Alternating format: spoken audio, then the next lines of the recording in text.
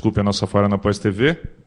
Hoje com o Felipe Milanês, jornalista aqui especializado em Amazônia. Obrigado aí pela presença, Felipe.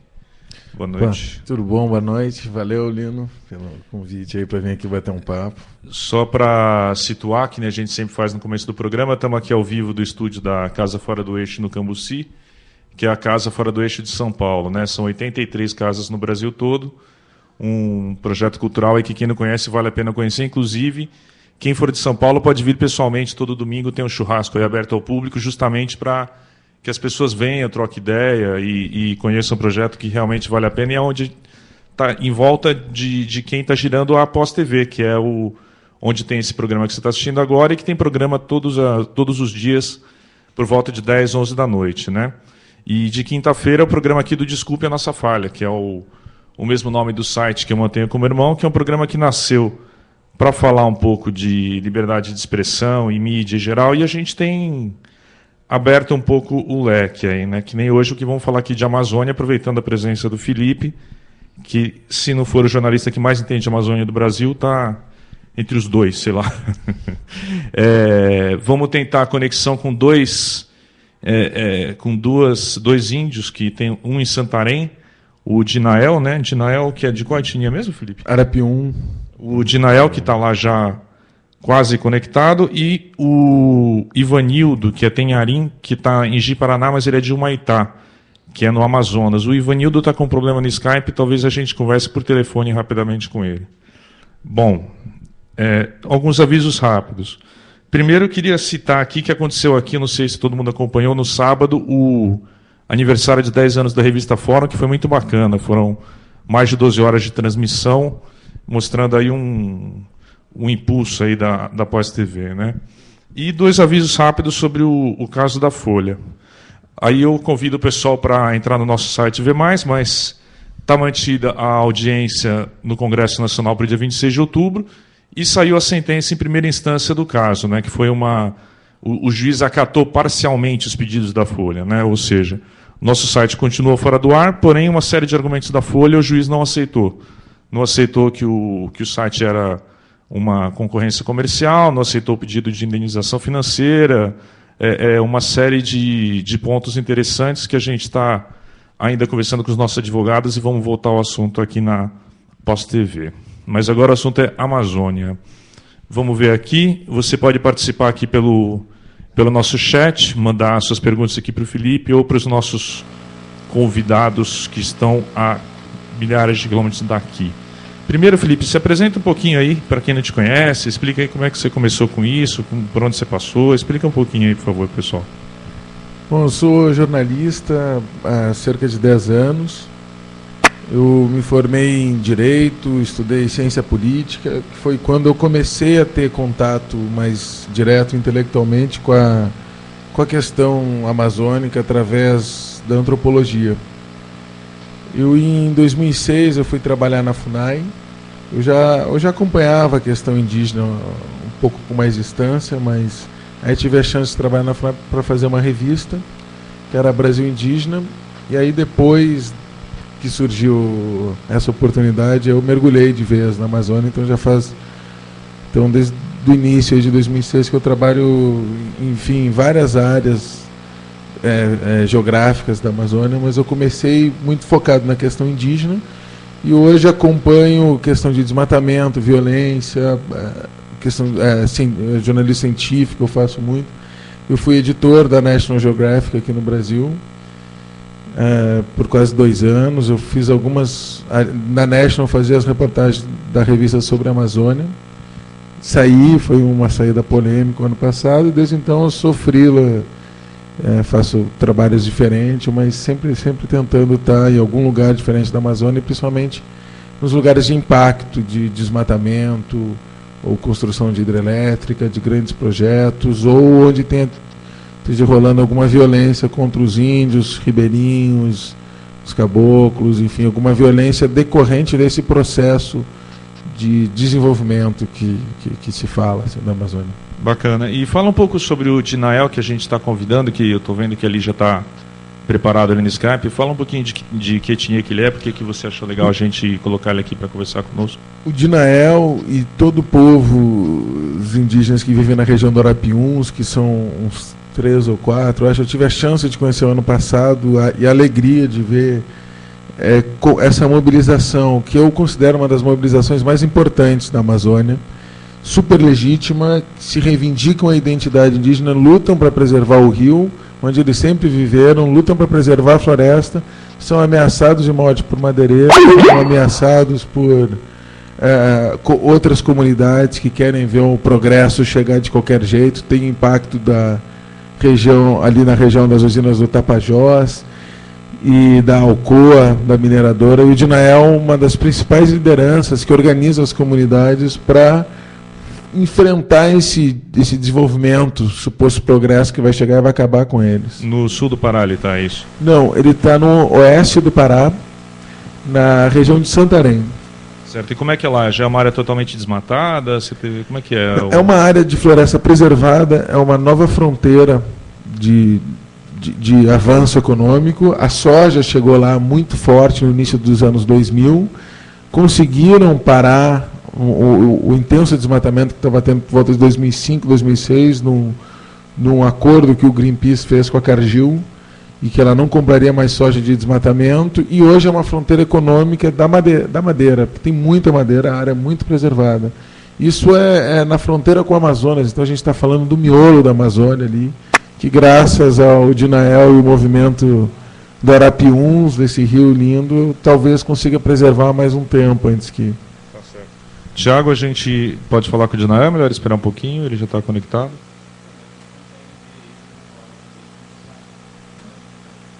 Dinael, você consegue nos ouvir? Caiu a ligação. O Dinael está em Santarém. A conexão não está muito boa, mas a gente deve conseguir falar com ele já. E a outra liderança indígena que a gente estava tentando conectar, que a gente deve conseguir conversar rapidamente por telefone, é o Ivanildo, que é índio Tenharim, de Humaitá, que é uma cidade que fica na região, que fica no Amazonas, perto da fronteira com Rondônia, e o Ivanildo, em geral, às vezes eles usam, né, a etnia como sobrenome, né, o Ivanildo Tenharim, ele está sendo cotado, ele deve ser o futuro secretário municipal de assuntos indígenas de Humaitá, que é a primeira cidade do Brasil que deve criar uma secretaria municipal para tentar unificar essa história dos assuntos indígenas. O Dinael não está aí não, né, Tiago? Vejamos se conseguimos falar com o Dinael, direto de Santarém. O Dinael e o Dadá Borari, que é uma outra liderança amiga dele, são líderes muito fortes, eles organizam a comunidade para, enfim, discutir o futuro deles. Eles sofrem muito com o preconceito da mídia. Essa é uma das razões importantes que eu chamei ele, né, o que sugeri a gente bater um papo com ele, que ele sofre muito preconceito por se identificar como indígena e lutar. Está na linha ele, Tiago, será? Ouvimos um áudio aí, não sei se entrou. Dinael, você está por aí? Dinael, você consegue nos ouvir? Alô? Pedimos desculpas aí, está tendo um probleminha de conexão. A conexão não está tão rápida nem em Santarém, nem em Ji-Paraná, que, aliás, é um dos bons motivos para a gente defender o Plano Nacional de Banda Larga, mas isso é um assunto para outro programa. Eu vou tentar, então, chamar o Ivanildo, enquanto a gente fala aí a gente tenta a conexão aí com o Dinael. Aqui na Pós-TV é um pouquinho mais improvisado, né? O Ivanildo não conseguiu acessar o Skype, mas se dispôs a falar com a gente rapidamente por telefone. Vejamos se eu consigo acessar ele agora. Que a gente já fez entrevista por telefone aqui e funciona. Ligando do ar. Se o Dinael entrar aí, você me avisa, Tiago, por gentileza. E o Ivanildo Tenharim. Vejamos, tentando novamente.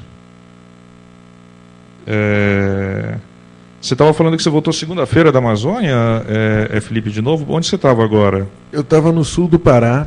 Eu fui para Belém, depois eu fui para Marabá e andei um pouco ali pela região, que semana passada teve uma grande operação da polícia no domingo 18, que prendeu quem que seria, que a polícia aponta como mandante do assassinato do Zé Cláudio da Maria, e uma das pessoas que teria executado o crime.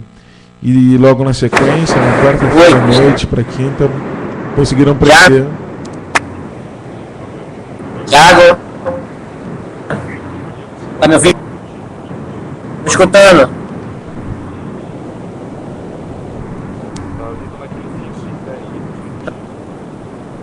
Vamos sim.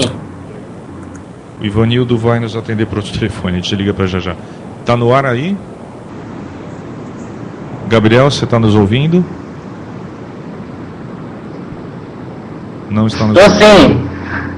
Lá, apareceu a imagem. Se puder mostrar para o pessoal. Está ali o Gabriel, que está nos auxiliando aí com a conexão, e o Dinael, que vai conversar conosco. Dinael, boa noite aí, obrigado por nos atender.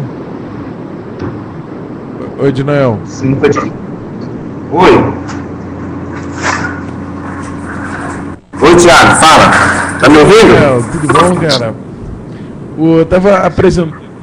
Dinael, eu queria falar para tu te apresentar um pouco e a luta de vocês do Rio Arapiuns. Repete, eu não te entendi. Te apresenta pra gente, Dinael, quem que tu é e como que é o movimento que tu lidera, a tua etnia, o Dadá, o que está acontecendo aí na região de Santarém.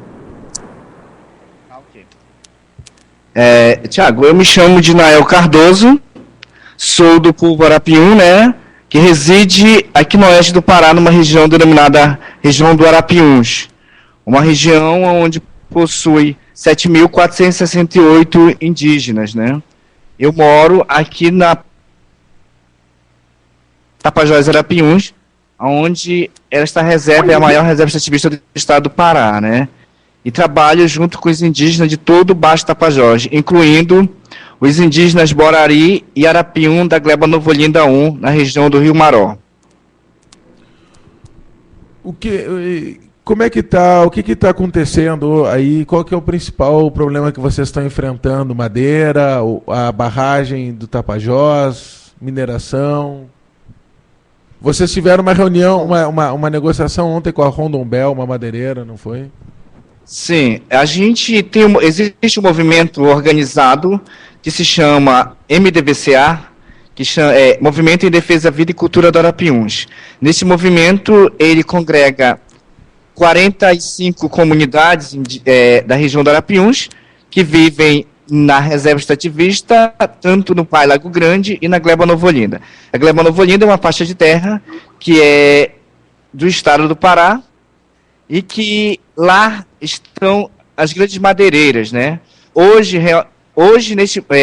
pela manhã, eu fui chamado ao Ministério Público Estadual para receber documentos das autorizações que foram bloqueadas. Em 2009, nós, juntamente com o Ministério Público Federal e Estadual, nós conseguimos paralisar 4 ADIPs que eram implantadas na área da Gleba Novo Olinda.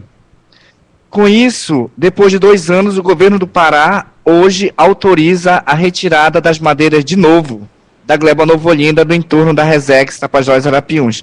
Para nós, foi surpresa ler a documentação, tá, que chegou em nossas mãos hoje, dando autorização para a retirada de novo das ADIPs, das madeiras, e após retirar as madeiras, daqui a 2 anos, o governo amplia o PA Vista Alegre do Maró para 15 mil, já que hoje só tem 5 mil. Primeiro, o governo quer retirar as madeiras durante 2 anos e, em seguida, doar a terra para ampliação do assentamento. Alô, Dinael, boa noite. Meu nome é Lino, estou aqui no programa, tudo bem? Boa noite. Dinael, queria que você explicasse aqui para o pessoal que está assistindo, principalmente o pessoal aqui de São Paulo, que nunca foi aí para Santarém, explica só um pouquinho para a gente aqui, que etnias que tem aí na região, quantos índios mais ou menos que moram, se eles moram na maior parte na cidade ou na área rural. Dá uma explicada geral aí da situação dos índios de Santarém para o pessoal poder entender, por gentileza, Edinael. Ok, tá certo. O município de Santarém, nós trabalhamos com o CITA. O CITA é o Conselho Indígena Tapajós Arapiuns, que representa 13 povos. No município de Santarém, Belterra e Aveiros, existe 13 povos. Desses 13 povos, existem 45 aldeias indígenas que se auto-reconhecem. Apesar que hoje nos chamam de índios ressurgidos, nós não nos consideramos índios ressurgidos. Nós nos consideramos índio resistente pelo fato de resistir 500 mil anos aí de massacre dos povos indígenas. O Conselho Indígena, do qual fazemos parte, nós trabalhamos com 7.468 indígenas. Dentro desse, nós temos uma faixa somente da zona urbana da cidade de Santarém, uma faixa de 800 indígenas. Os demais moram nas aldeias, tanto no município de Santarém, quanto no município de Belterra e Aveiro. Então, o CITA, do qual nós fazemos parte dessa entidade, representa esses 13 povos aqui do Baixo Tapajós. Bacana. Edinael, o Felipe que está aqui ao meu lado, Felipe Milanês, né, que já esteve aí com vocês, estava comentando aqui que fizeram um filme aí com vocês, Edinael. Como é que foi isso? Sim, a Drama Filme, uma empresa, uma produtora de São Paulo, em 2010 esteve conosco, nós gravamos um filme, né, que vai ser lançado agora no dia 11 de outubro no Rio, e ela trabalhou em cima, tá caindo aqui, ó. Ela trabalhou em cima do tema que ocorreu, né, do fato que está ocorrendo aqui na região do Arapiuns, né. Esteve conosco a atriz Camila Pitanga e demais atores que participaram desse filme conosco. Nós devemos estar chegando no Rio de Janeiro, eu e o cacique Aldair, outra liderança, no dia 11 e ficamos até dia 12 no Rio.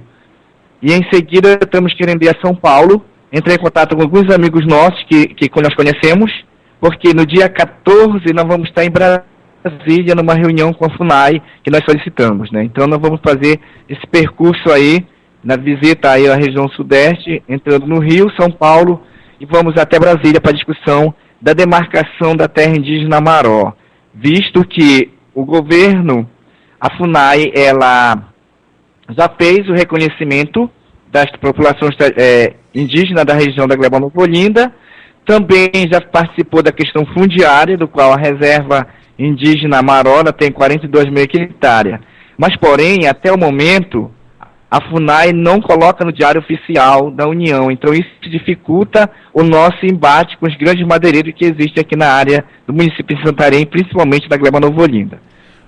Edinael, fala duas coisas, assim, uma sobre o que foi esse movimento que organizou, enfim, os povos do Arapiuns chegaram, inclusive, a queimar 2 balsas de madeira que estavam avaliadas cerca de 5 milhões. O que foi esse evento?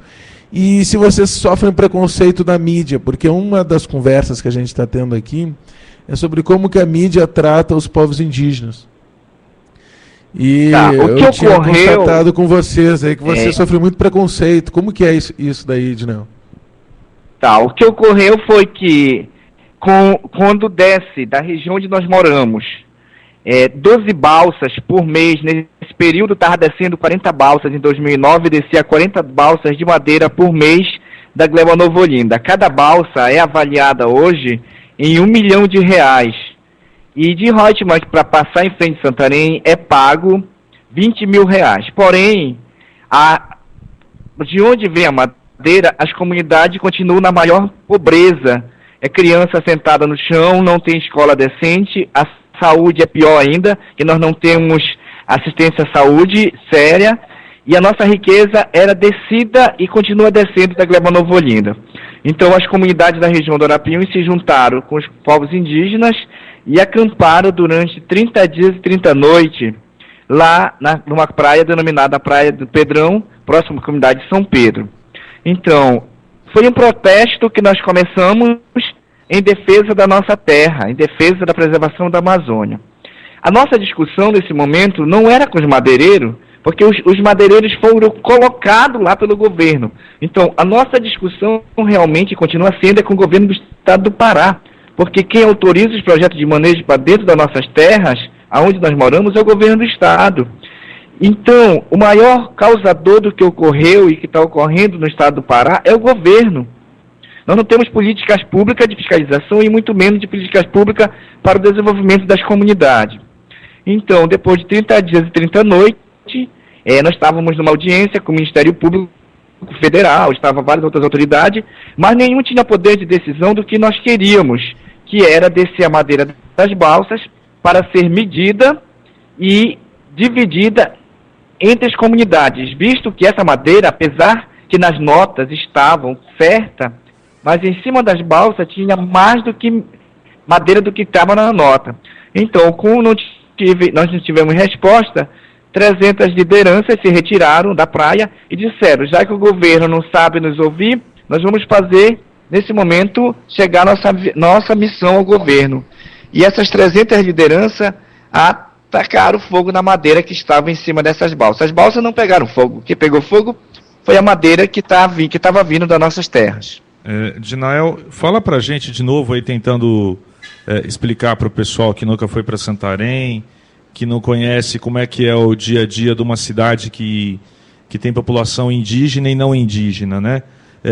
Normalmente é tranquila a relação, ou tem vezes que tem conflito com o madeireiro, ou a população de Santarém que não é indígena se relaciona bem com vocês, ou há um pouco de tensão? Como é que é esse dia a dia aí?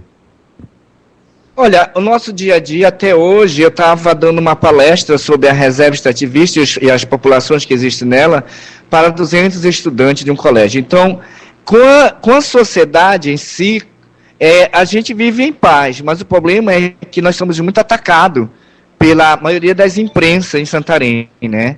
Eles nos têm como índios, falsos índios, muitas das empresas, da imprensa nos chama de falsos índios. Então, hoje, por exemplo, as maiores lideranças indígenas que nós somos, a gente não dá entrevista para a imprensa aqui em Santarém, a inserção da Rádio Rural, que a gente divulga nosso trabalho por ela. Porque a parte televisionada, ela muda totalmente o contexto do que a gente apresenta. Por exemplo, no tempo que nós estávamos acampados, a gente deu várias entrevistas, e hoje eles usaram isso de forma nos acusando, né? Por exemplo, eu respondo hoje 12 processos. Ontem mesmo ocorreu uma audiência no fórum conosco, que nós éramos proibidos a entrar na área onde nós nascemos e vivemos, principalmente eu e o cacique Odaí.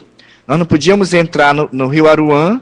Ontem foi arquivado este processo, né? Nós ganhamos esse processo, mas mesmo assim, nós ainda temos mais 10 para responder durante esse período todo. Então, com a cidade de Santarém, com a população, a gente vive em paz. O problema é que a imprensa, muitas das vezes, que são comprados pelos madeireiros, eles nos denigram a nossa imagem. Então, e passa para a população como nós fôssemos os vândalos, como nós fôssemos os falsos índios que trabalham aqui nessa região. Só dar boa noite aqui para quem está vendo, o Beto Mafra, que sempre nos assiste aí de Belo Horizonte, a Caroline César. E avisar a audiência que às vezes entra um pequeno anúncio que não é nosso, é do Ustream. Pergunta aí, Felipe, você estava comentando aí com o Dinael? Dinael, aqui é uma coisa que é importante para as pessoas aqui que não vivem na Amazônia também, para elas entenderem. Não é só a imprensa local que tratou vocês com preconceito, a revista Veja também, né? Como é que foi isso?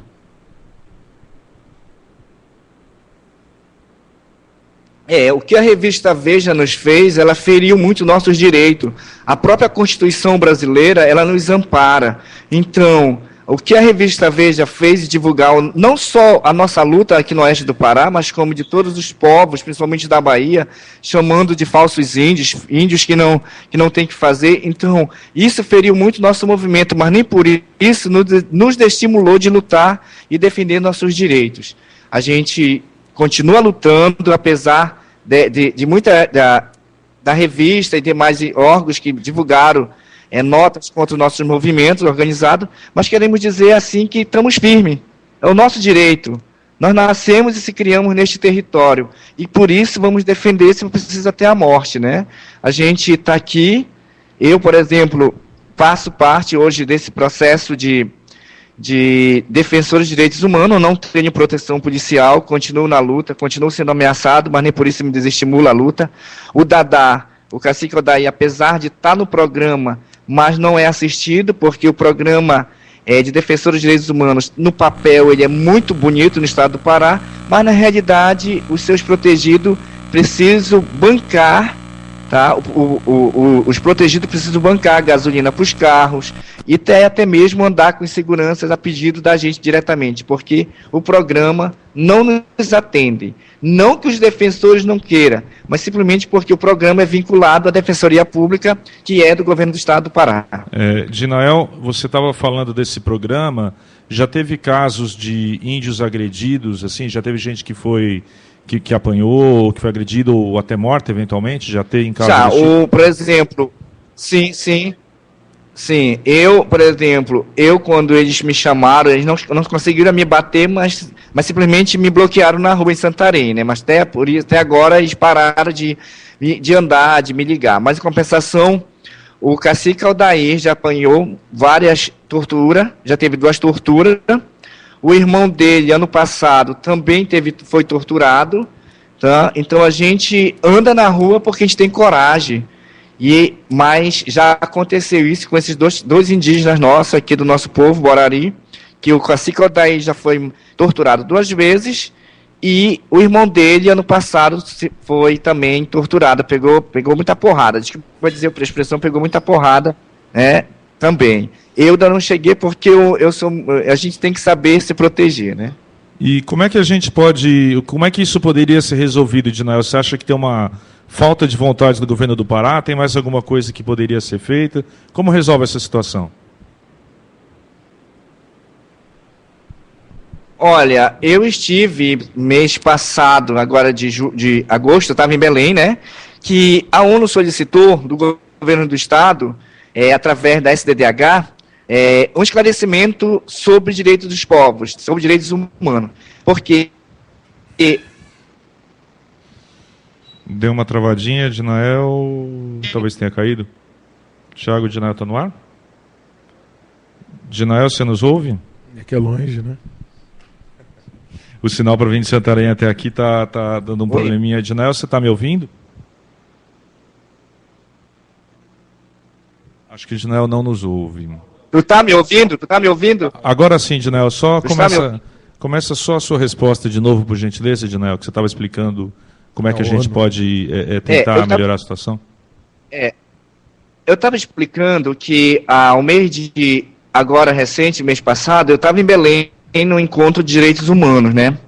E a ONU solicita da SDDH um esclarecimento como é que está funcionando o programa, mas queriam ouvir as pessoas ameaçadas. E representando Santarém, eu fui representar os parentes e coloquei para a equipe que, no papel, realmente, o programa de direitos humanos funciona, mas na realidade é totalmente ao contrário. Então, o que eu quero dizer assim, pedir o apoio das pessoas é que, hoje, para resolver o problema da questão fundiária na Gleba Nova Olinda, nós precisamos demarcar a terra indígena Maró.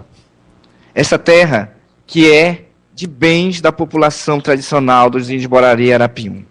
Então, durante a FUNAI não decretar no Diário Oficial, vai haver sempre conflito conosco. Tá?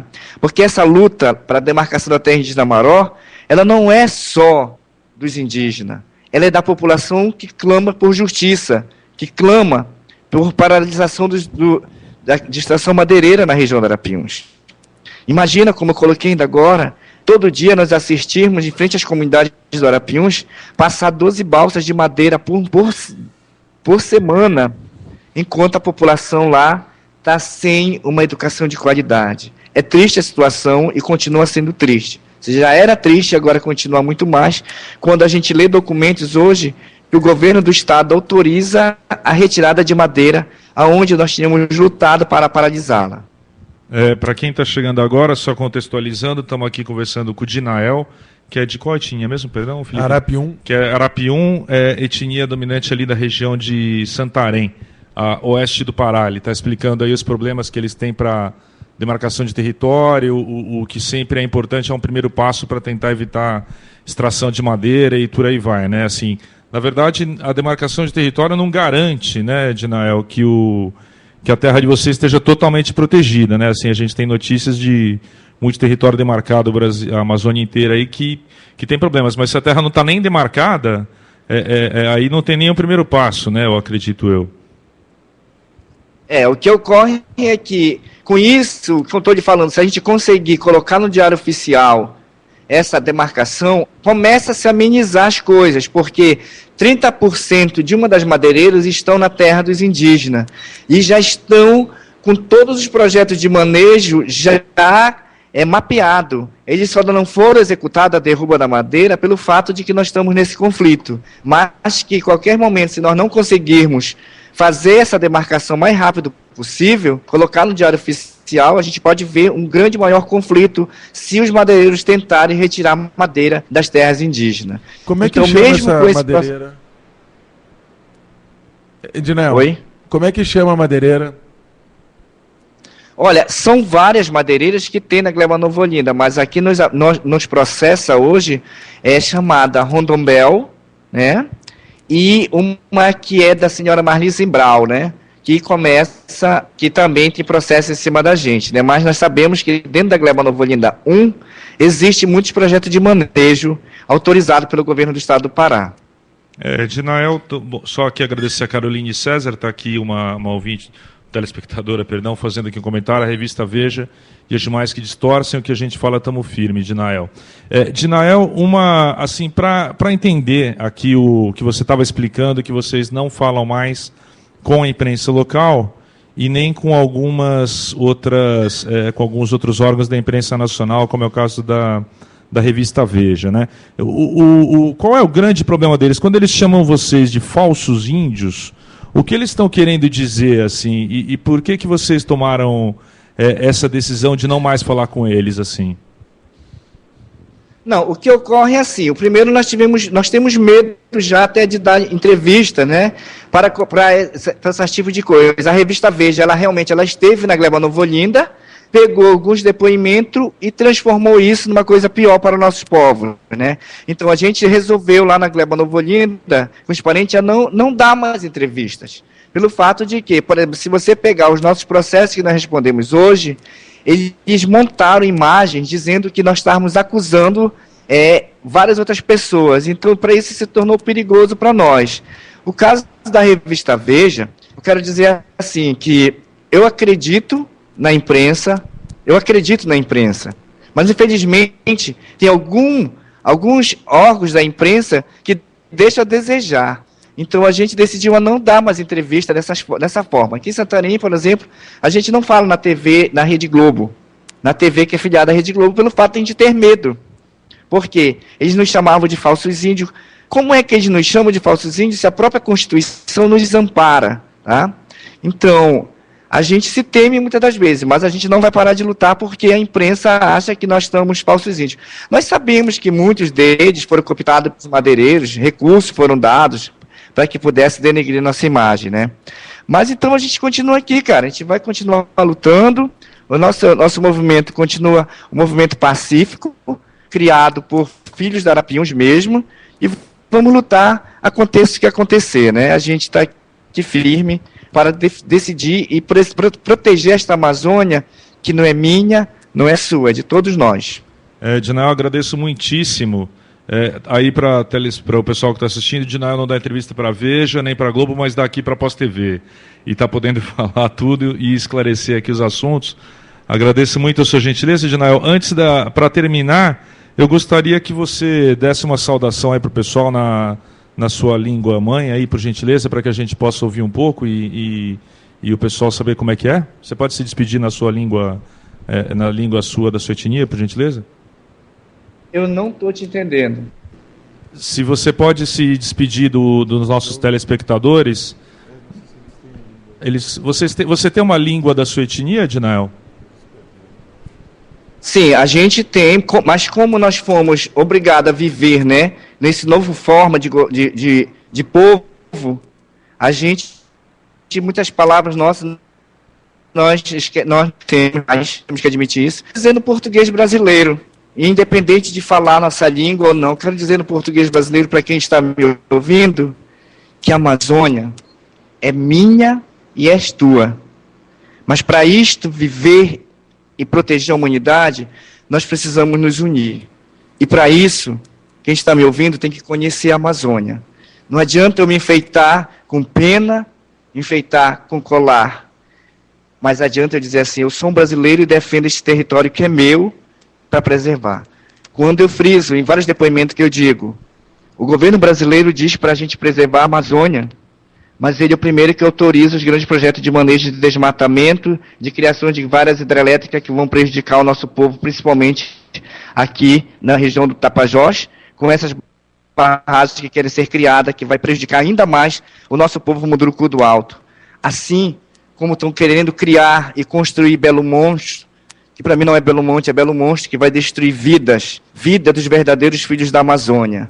Então não adianta eu me enfeitar com pena, como nos dizem, botar colar, mas quero dizer de coração aberto a toda a população que nos ouve, se você que ama a Amazônia, como se diz na televisão e se divulga nos papéis e nos jornais, junte-se a nós para preservar este território que é de todos nós. Obrigado. Muito obrigado, Ednael. Boa noite e muito obrigado pela sua participação. E vocês devem ter reparado, né? Eu tomei uma bela chamada do Ednael aí indiretamente. Já tive mais de 10 vezes na Amazônia, tenho família em Porto Velho, mas a gente continua com alguns resquícios aí de preconceito mesmo, né? Que é bom a gente conversar com uma pessoa esclarecida como o Ednael para aprender. Né? Assim, o Felipe, vamos já emendar aqui, falar um pouco, ele citou aí Belo Monte. Você podia dar a sua opinião, aí dar um panorama geral, aí acho que é importante, assim, a gente lê muito no jornal e etc., mas falta acho que uma análise melhor aí, se você puder falar um pouquinho, por gentileza. Quer dizer, ter a chance de falar com o Ednael, isso é muito o trabalho que eu tento fazer, é ouvir diretamente as pessoas que estão lá. Né? Quem que é da Amazônia, quem que está vivendo a Amazônia, isso muda muito a nossa percepção. Uma coisa a gente discutir aqui em São Paulo, se Belo Monte é necessário ou não para conectar o meu laptop, né, que é uma coisa que eu já ouvi uma vez um cara dizer. E lá eu vi como é que essas pessoas estão sofrendo isso. A gente viu ali o Ednael é uma pessoa muito esclarecida, e ele conta como, quando a gente quer uma madeira, aqui de onde é que vem essa madeira? Tem gente que está morrendo, está sendo ameaçada de morte por causa de uma madeira ilegal.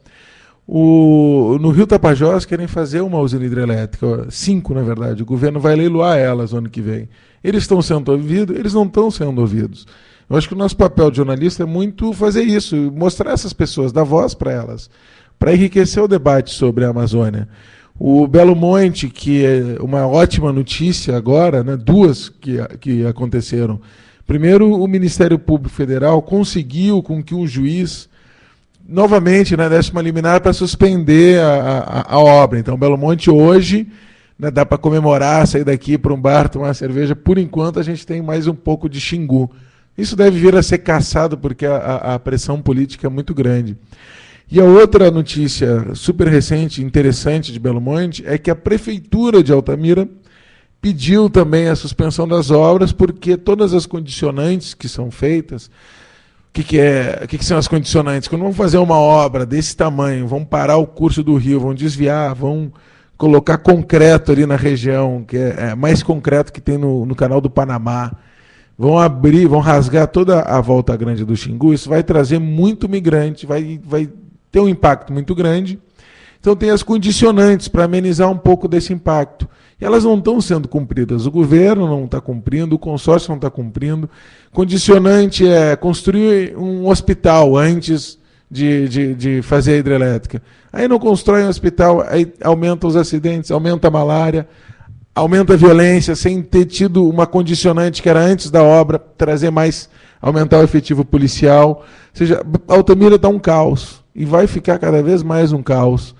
E a prefeitura pediu, ou seja, até a prefeitura, que vislumbrava ganhar dinheiro com Belo Monte, pediu para parar as obras. A gente está construindo um caos no meio da Amazônia. E a Amazônia não é só das pessoas de lá, é de todo mundo. Né? Felipe, de novo aí, só uma pergunta rápida, só para você ajudar a quem nunca esteve lá na região entender. Belo Monte está exatamente em Altamira, que é uma região... Como é que é Altamira hoje em dia? A região toda já é desmatada, não é? Qual que é o principal temor ali, caso Belo Monte viesse a ser construído? Qual é a principal ameaça real ali para a população e para a natureza na região?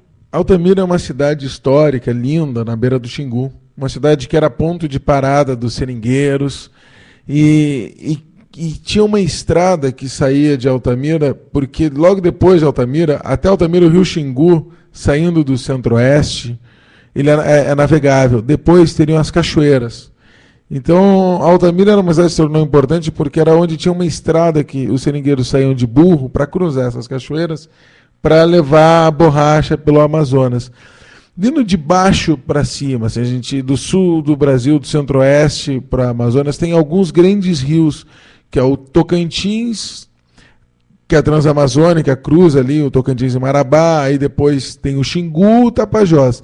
São 3 rios lindos, depois vem o Madeira, aí já por Porto Velho. Esses 3 rios são rios de água clara, que escorrem do Cerrado, e tem água muito bonita, muito piscoso, e tem muitos povos indígenas que vivem nele. O Tocantins já foi barrado, tem muitas barragens. Altamira é a próxima, é a sede da construção de Belo Monte.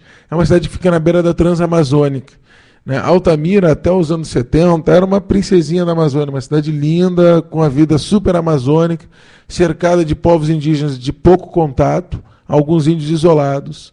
E Altamira foi onde o Médici começou a planejar o desenvolvimento e o progresso da Amazônia, rasgando o Médici, o presidente, o ditador mais sanguinário que teve no Brasil. Em 70, ele vai para Altamira, serra uma árvore gigante e fala: tá, aqui começa o progresso, que era a Transamazônica. Ou seja, o progresso da Amazônia, segundo esse ditador, era detonando.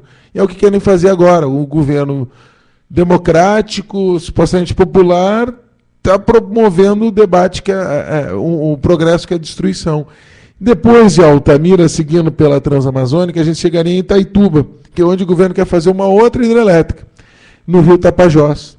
Aí subindo descendo o Tapajós em direção ao Amazonas, a gente chega na região onde vive Dinael e o Dadá, que é essa nova fronteira de desmatamento pela soja e pela madeira, que está muito intenso. Ou seja, quando eu vou para a Amazônia, eu vou para Altamira, que é uma cidade muito bacana, e na beira do rio Xingu, que é lindo. Ando pelo Tapajós, que é um rio maravilhoso. O Arapiuns, então, a água é escura, né? Dá para tomar banho de rio lá, muito legal, a areia branca. Só que todo esse Éden, toda essa sensação de paraíso, ao mesmo tempo, vem com uma depressão gigante, porque logo, logo aqui não vai mais existir. Tamanha é a pressão que tem sobre a Amazônia hoje. É a maior pressão da história na Amazônia. Isso hoje é pior do que era nos anos 70 e 80. Porque hoje tem mais dinheiro, o Brasil está mais rico, está tocando pau, mesmo que o desmatamento tenha caído, a pressão está muito maior sobre a floresta. E começa a ver isso que o Dinael nos falou, a extração de madeira, ela vai detonar, o desmatamento não vai acontecer muito grande agora, mas daqui 2 anos toda aquela região vai ser soja depois da madeira. Certo, só falando aí para o pessoal, a gente estava também planejando falar com o Ivanildo Tenharim, que mora a alguns milhares de quilômetros do Dinael.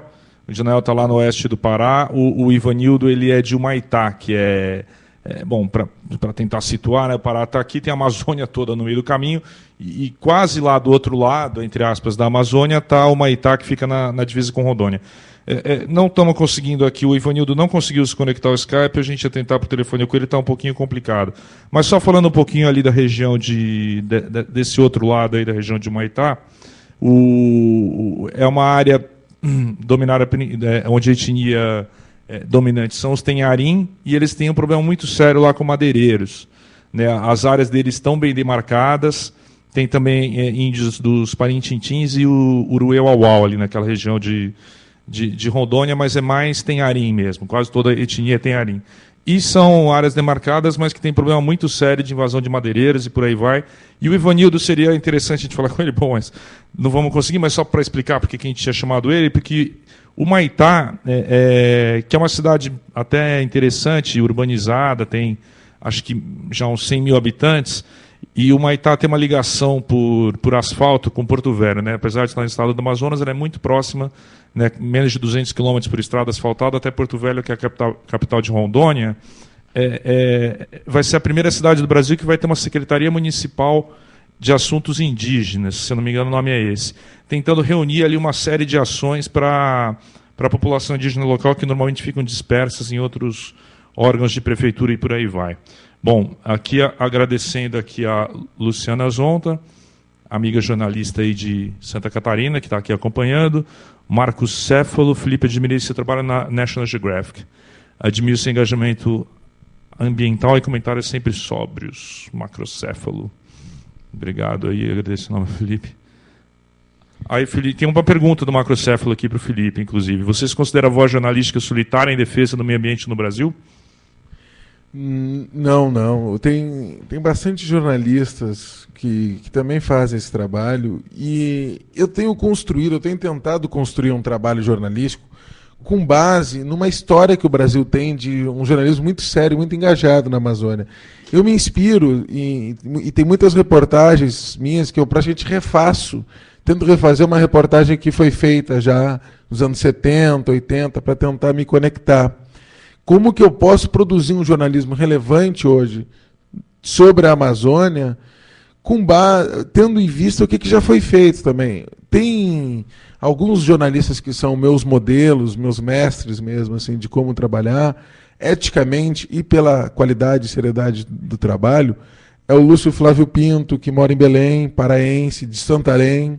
Ele escreve para onde? Ele tem um jornal pessoal, ele trabalhou no Estadão, ele trabalhou naquela clássica revista Realidade, e hoje ele tem um jornal pessoal. Ele não tem muito mais espaço na mídia também, mas é um cara muito inteligente, escreve livros.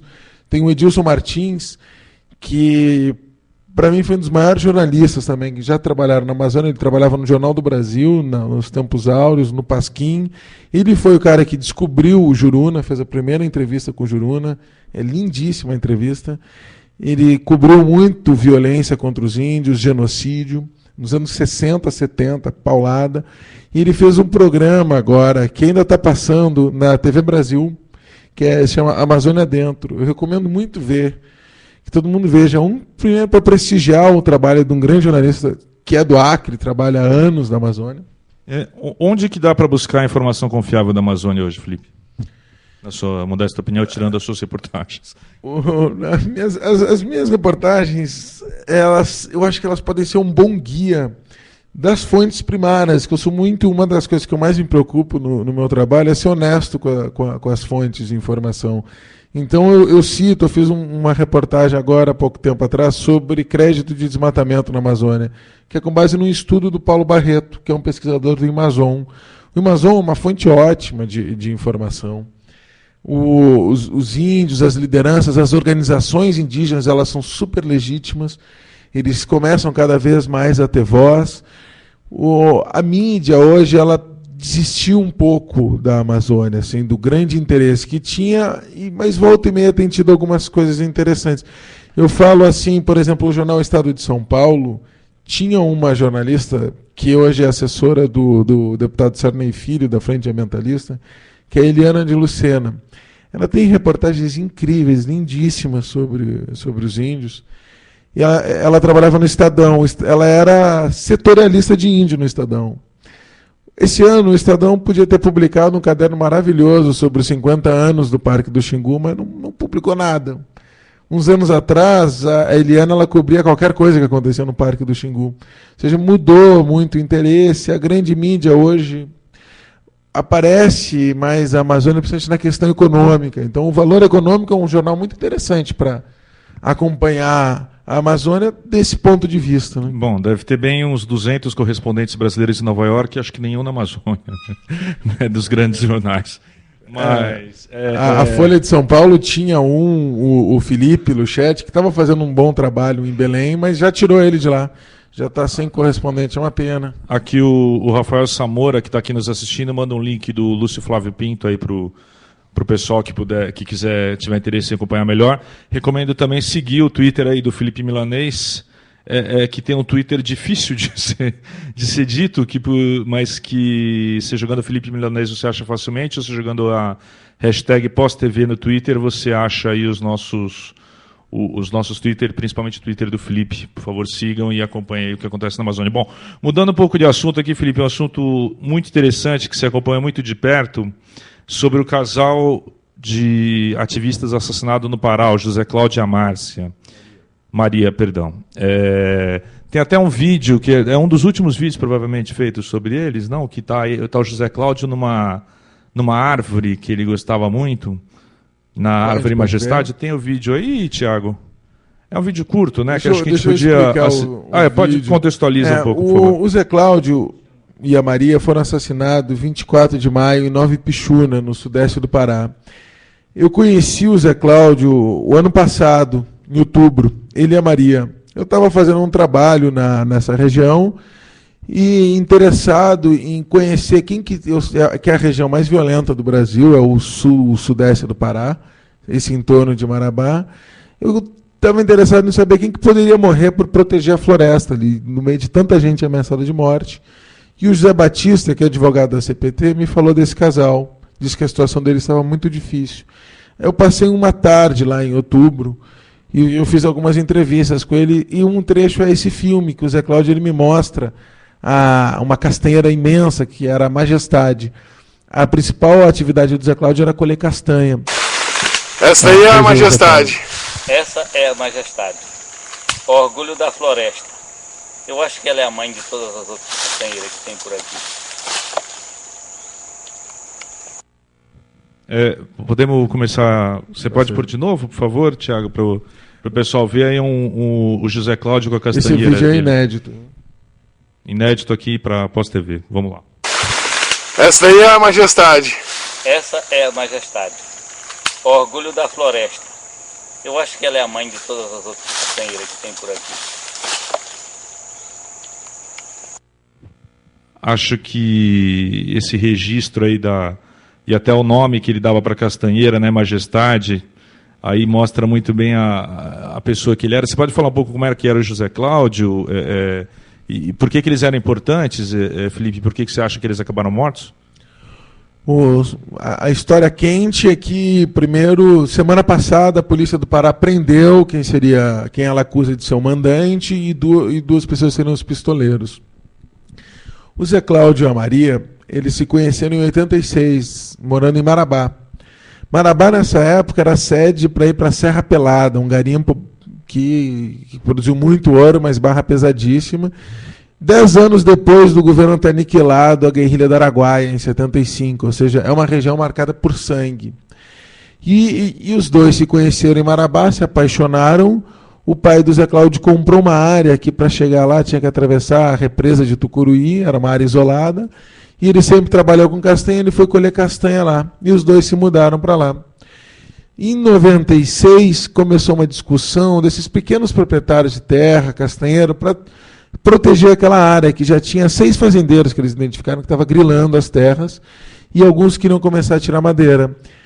A modalidade que eles poderiam criar uma reserva extrativista, mas só que a relação entre eles não era tão forte, e eles achavam que era mais bacana criar um projeto de assentamento agroextrativista. Por que bacana? Porque poderia agregar novas pessoas que queriam viver com a floresta, e não só quem vivia já na região. Então, outros assentados pobres que estavam por ali poderiam ir para lá, ter um pedaço de terra e viver do extrativismo. Aí o Zé Cláudio, na entrevista, ele me fala, assim que criou o projeto, começou os problemas. Começaram as ameaças de morte dos fazendeiros. Por que você acha? Porque essa terra estava sendo grilada, era uma terra da União, e os fazendeiros queriam dominar essa terra. E nessa região do Pará, quando tem alguém na terra, tem que expulsar ou matar para regularizar a terra. E isso que o Zé Cláudio me disse, que tinham começado as ameaças. Eram com fazendeiros que estavam grilando. Em 2001, ele entra na lista dos ameaçados de morte.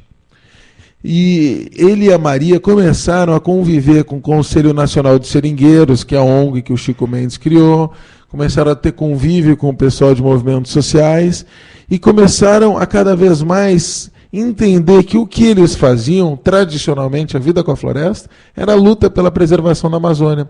Essas pessoas não têm espaço na Amazônia moderna mais. A Amazônia que o governo sonha em produzir e ter desenvolvimento, não é a Amazônia onde estão as pessoas da Amazônia. Não é a Amazônia dos índios, não é a Amazônia dos extrativistas.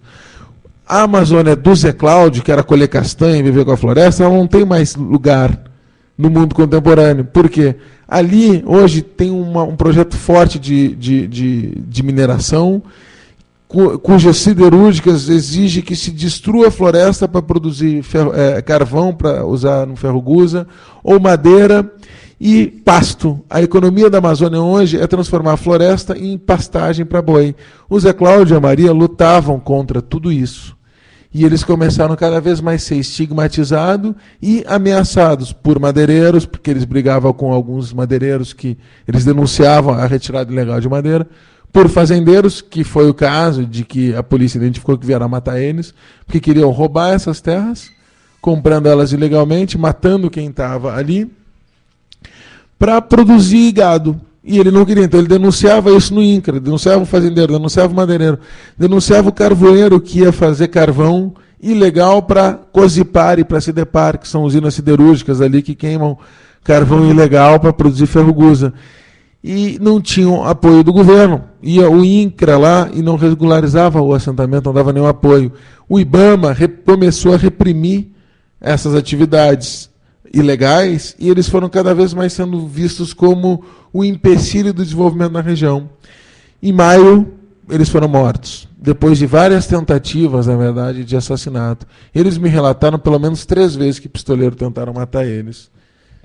Não foram os únicos, inclusive, né, só nos últimos meses acho que mataram mais de 10, né, ativistas lá no Pará, se eu não me engano. Uma coisa que é muito triste... Só um parênteses rápido aqui, você pode responder rapidinho, Felipe. O Diego P66, que está aqui assistindo, pergunta se você, pessoalmente, já recebeu algum tipo de ameaça por conta de alguma reportagem sua? Quando a gente vai lá como jornalista, a gente é visto como uma pessoa que vem e depois vai embora.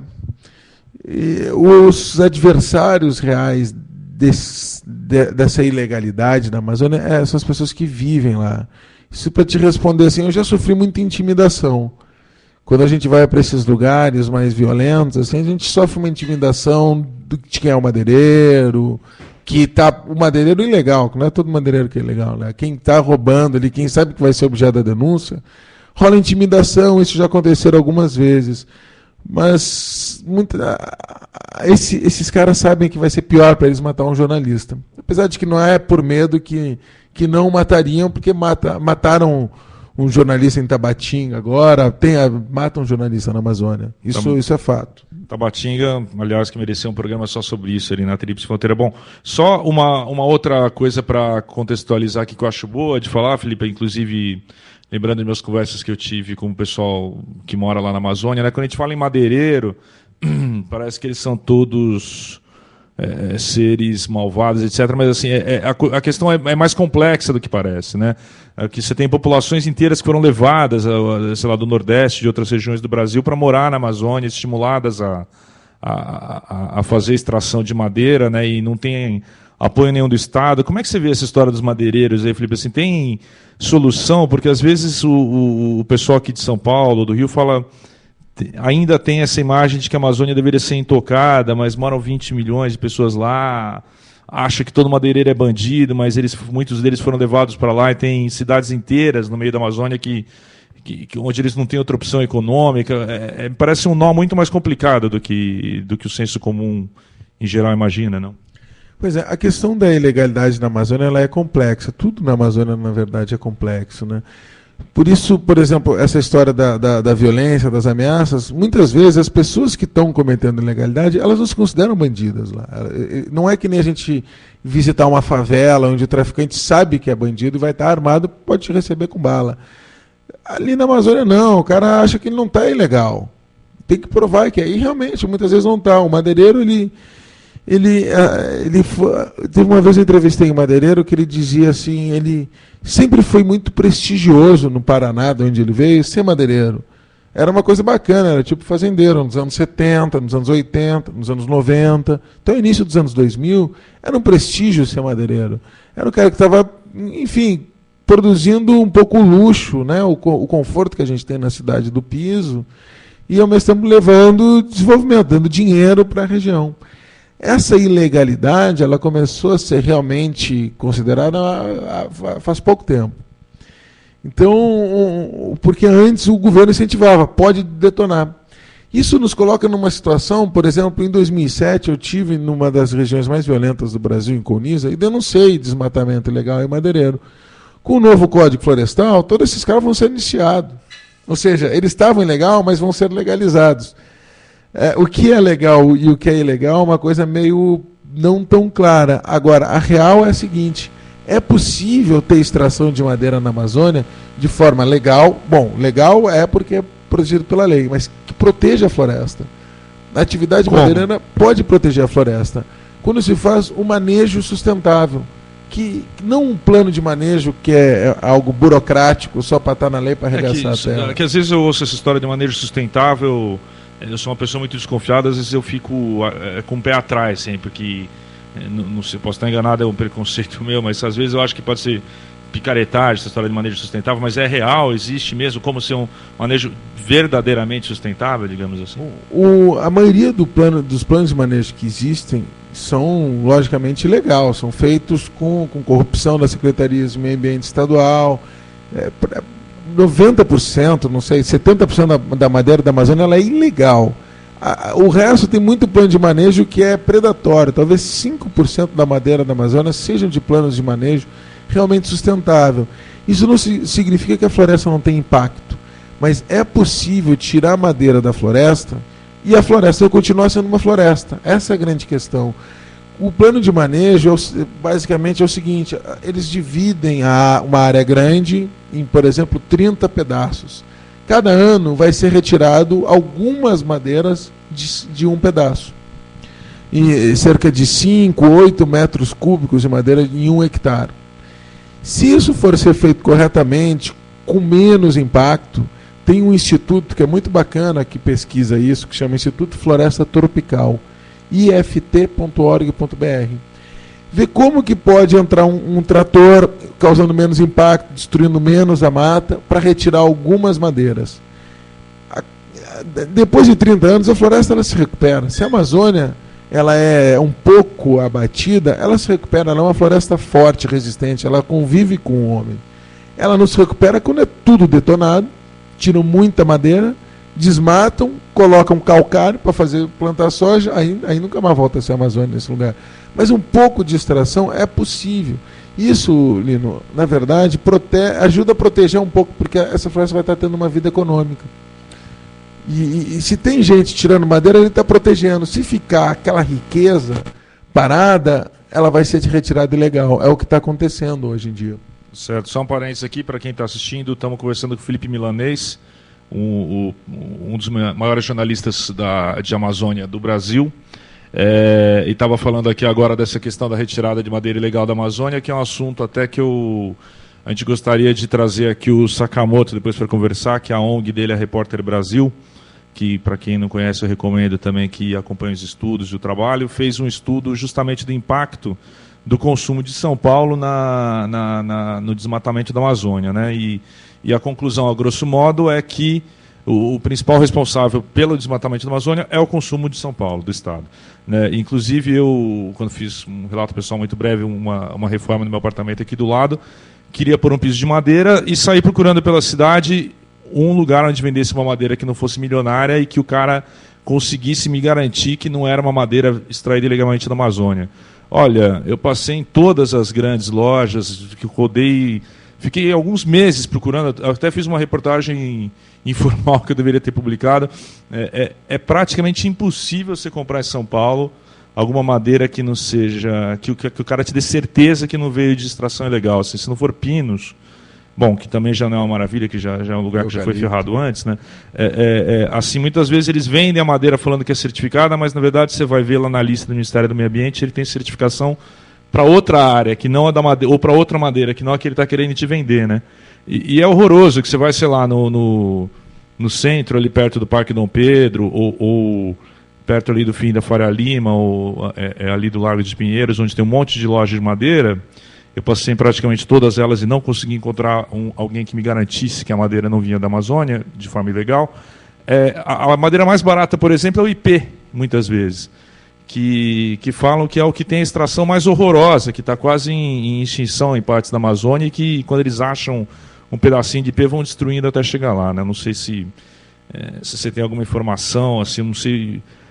Bom, jornalistas outros que estão assistindo podiam fazer matérias sobre isso, sobre como denunciar essas lojas aqui de São Paulo, porque se parar de comprar, talvez parem de extrair um pouco. Né?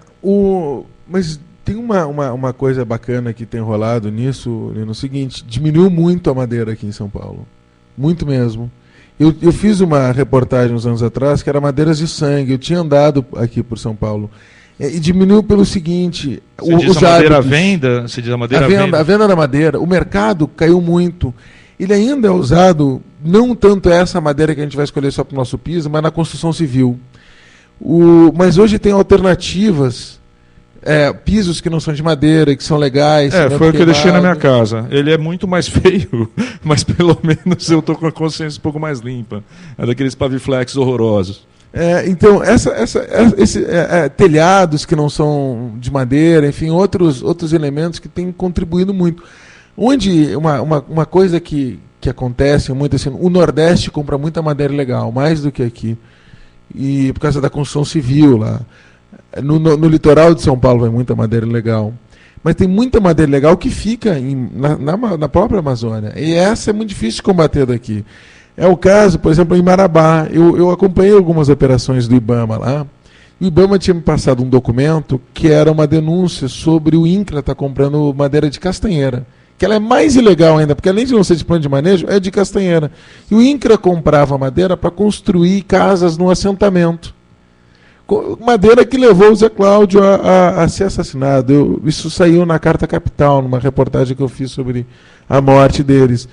E essa busca por madeira ilegal ali, ela era decorrente, sobretudo, do suposto desenvolvimento da região.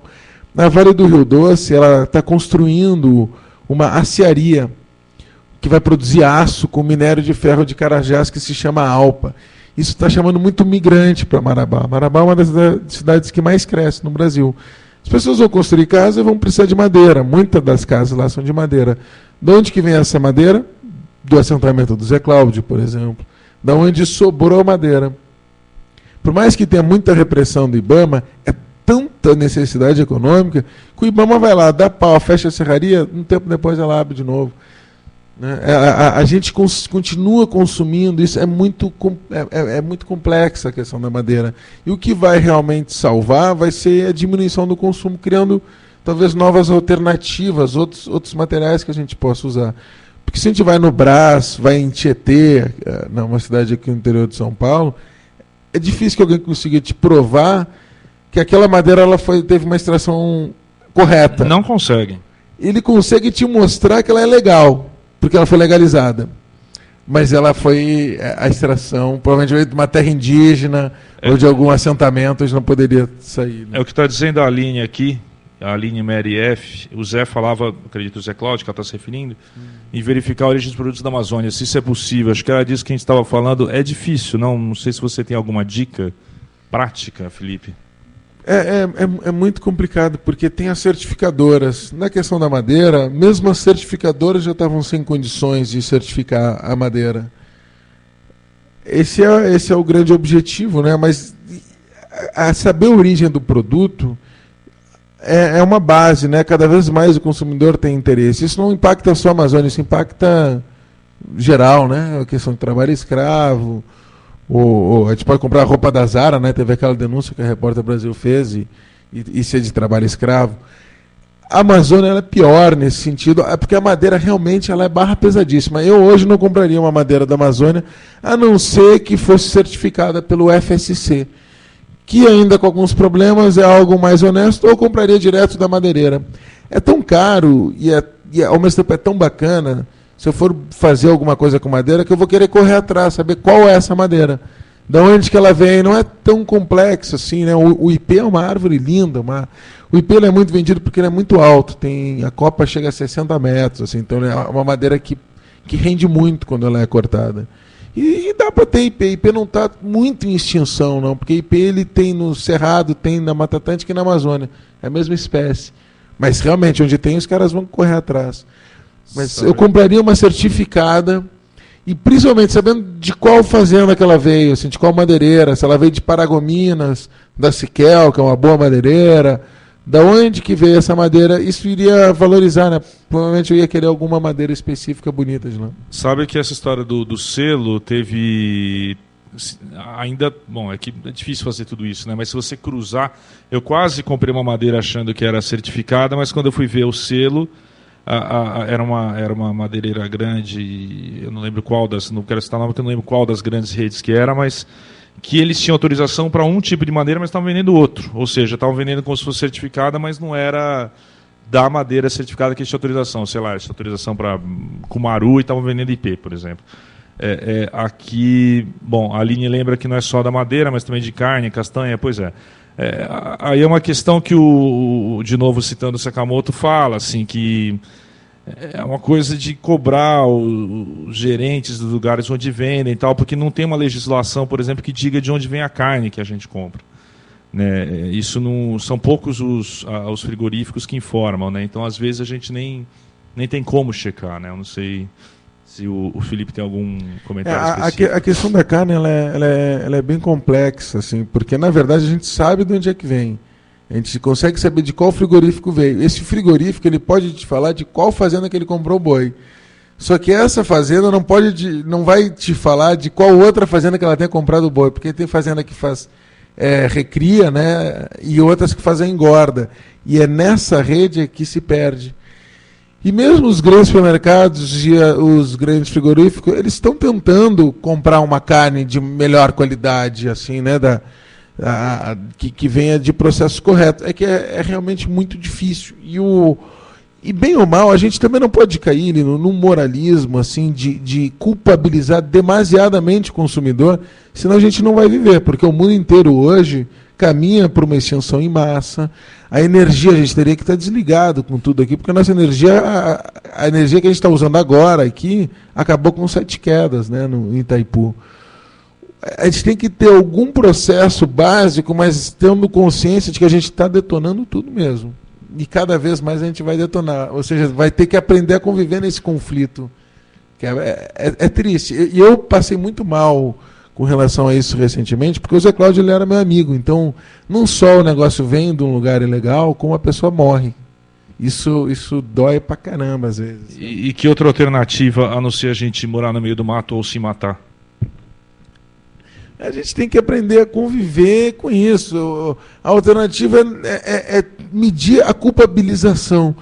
Isso é uma coisa que eu tomo muito cuidado quando eu faço as minhas matérias, que eu falo com o público daqui, que esse público, as pessoas daqui, elas, enfim, podem saber agir melhor, mas dizer que a culpa é só do consumidor, eu acho errado, sabe? O governo tem uma culpa pela eleição também. Assim, o Brasil é um país conservador.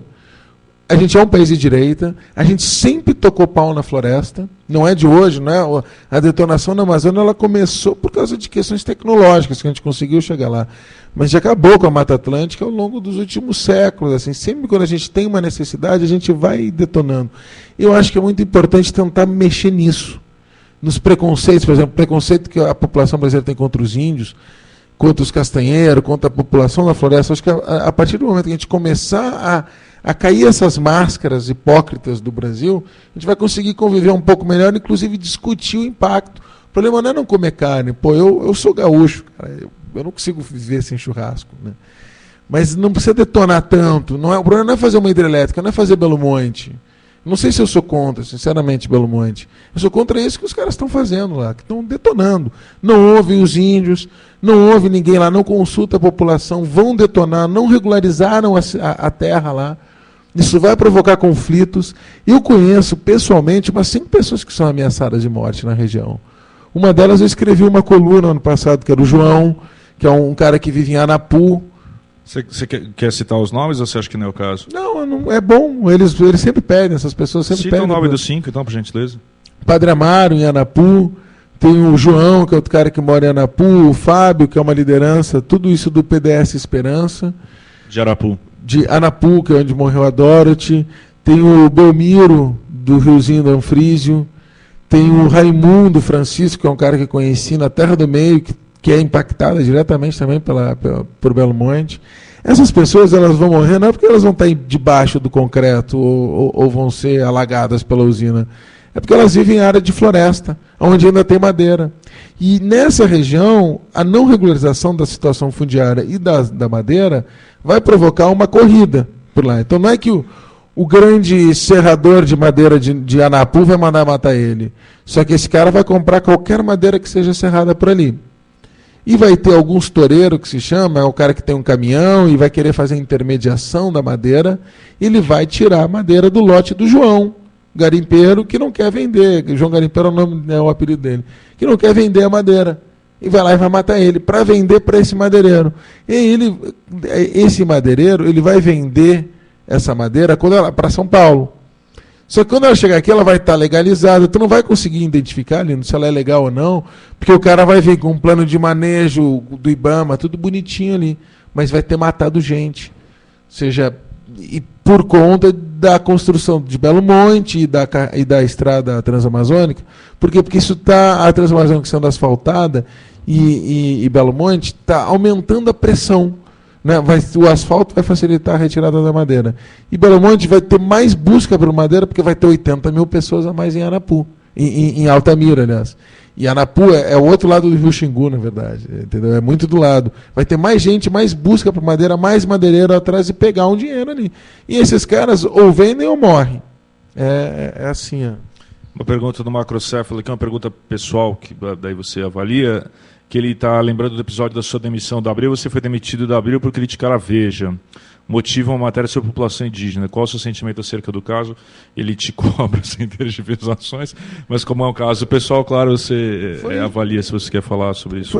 A semana inteira foi muito complexa, né? A minha demissão, na verdade, começou um pouco antes. Ali, quando eu li aquela reportagem, eu sabia dessa luta dos índios do Arapiuns. O Ginael mesmo falou, o irmão do Dadá foi espancado naquela mesma semana.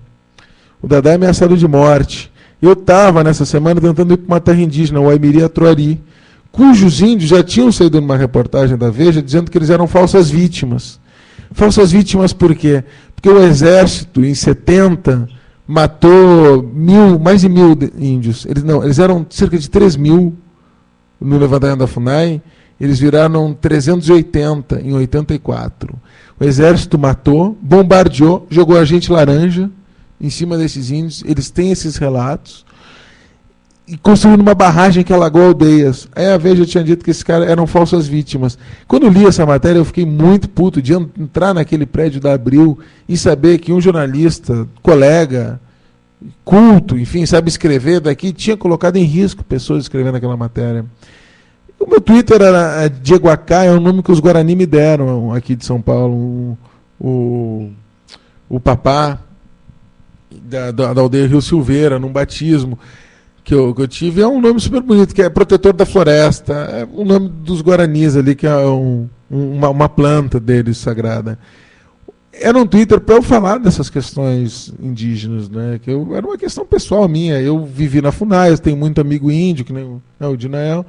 Eu simplesmente coloquei essa revolta. Eu sou amigo do Eduardo Viveiros de Castro e do Mércio, que são os dois antropólogos que eles tinham inventado a frase naquela reportagem e que realmente colocou gente em risco. Lábrea, perto de Humaitá, os fazendeiros pegaram essa matéria e disseram: estou falando que esses índios são de mentira, que estão querendo demarcar a terra indígena.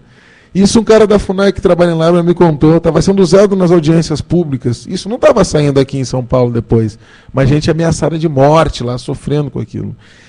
Eu fiquei super triste com a minha demissão, porque eu não achava que ia ter uma atitude tão estúpida assim, né? E tão idiota também, porque eu tinha 100 seguidores no Twitter, aquilo já tinha passado. Já estava em outro papo. E, enfim, eu ganhei uma notoriedade no Twitter que não servia para nada, na verdade, porque eu fiquei super mal. O pessoal da National Geographic é super legal. o Matheus, o Ronaldo, a Cris Veit, o Sakai, todo mundo ficou muito arrasado, porque foi algo violento, não só contra mim, foi violento contra o Matheus, que é um cara de puta coração bom, legal, gente fina, que foi obrigado a fazer uma coisa que nunca na cabeça dele passaria, que era demitir alguém pela sua opinião, um cara que veio dos Estados Unidos, com aquela ideia de liberdade, né, Lino? Sabe como que é difícil a gente... Como é importante a gente ter liberdade de se expressar, né? E quando a gente toma uma paulada dessas, é um sentimento de revolta, um sentimento de tristeza, porque eu curtia a National, eu curtia o pessoal ali, ainda que eu não conseguia produzir muito quando eu estava lá, porque é revista mensal, entra muito poucas matérias, eu ficava 6 meses, 1 ano produzindo uma reportagem ali. Fiquei muito triste, revoltado, mas ao mesmo tempo eu saí de lá e fui para uma aldeia Guarani. Semana seguinte eu fui para uma aldeia Chavante, fiquei 10 dias lá com o Chavante, eles não estavam nem aí. Branco é assim mesmo, né? Eu estava simplesmente dividindo com esse preconceito que eles também levam, ou seja, eu também fui abraçado por esse outro Brasil, que não é o Brasil que está aqui na beira da Marginal Tietê, ou torrando dinheiro nos restaurantes ali em Pinheiros, ali do lado daquele prédio, entendeu? O Brasil que eu convivo mais. Então fui abraçado por isso, por sertanistas da FUNAI, pelos índios, e amigos, antropólogos, enfim, outras revistas, né, deram espaço. E o mais importante é assim, quando a gente quer fazer um trabalho sério mesmo, e tem uma ideologia por trás do que a gente faz, tem um acúmulo de conhecimento. Eu não penso... A imagem do índio que eu tenho hoje não é a mesma que eu tinha 5 anos atrás, nem 10 anos atrás. Eu vou evoluindo, e nessa evolução pessoal, né, nesse sentido de transformando todo momento, como que a gente vê o mundo, a gente vai comprando brigas, isso é natural. Ou seja, eu não ia ter como viver muito naquele prédio mesmo, assim, me fazia muito mal ir almoçar e ver no mesmo bandejão uns caras que escreveram algumas atrocidades contra índios, contra quilombola, ou dizia que o Evo Morales não é índio, né? A matéria, a Veja tinha feito uma matéria que dizia assim, a farra da antropologia oportunista, dizendo que os antropólogos inventavam índio, atacava tudo que era índio, dizia que ia acabar com reserva indígena. Na semana seguinte, que a farsa da nação indígena, nos mesmos termos, dizendo que o Evo Morales não é índio, que não tem índio na Bolívia. Ou seja, é uma cruzada contra a diversidade cultural. Isso é fascismo, foi isso que eu me expressei no Twitter. Eu lembro, para quem não sabe, eu agradeço muito, Felipe, por ter falado sobre esse assunto.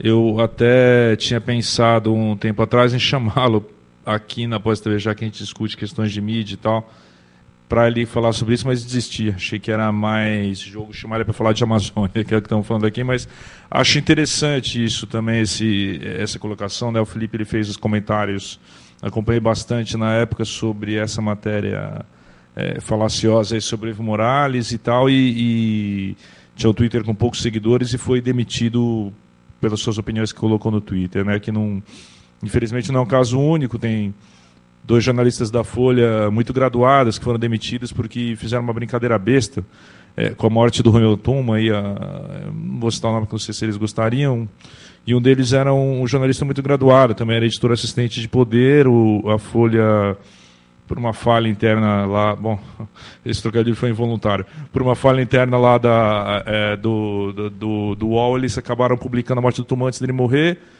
O editor adjunto de Poder e uma repórter do Agora fizeram uma brincadeira entre eles no Twitter, uma brincadeira besta, inofensiva, e acabaram os 2 demitidos. Assim, esse cara, o editor adjunto de Poder, acho que até deve ter se dado bem, porque ele tinha um salário muito alto, deve ter ganho até um bom dinheiro. Bom, mas agradeço aí por ter citado.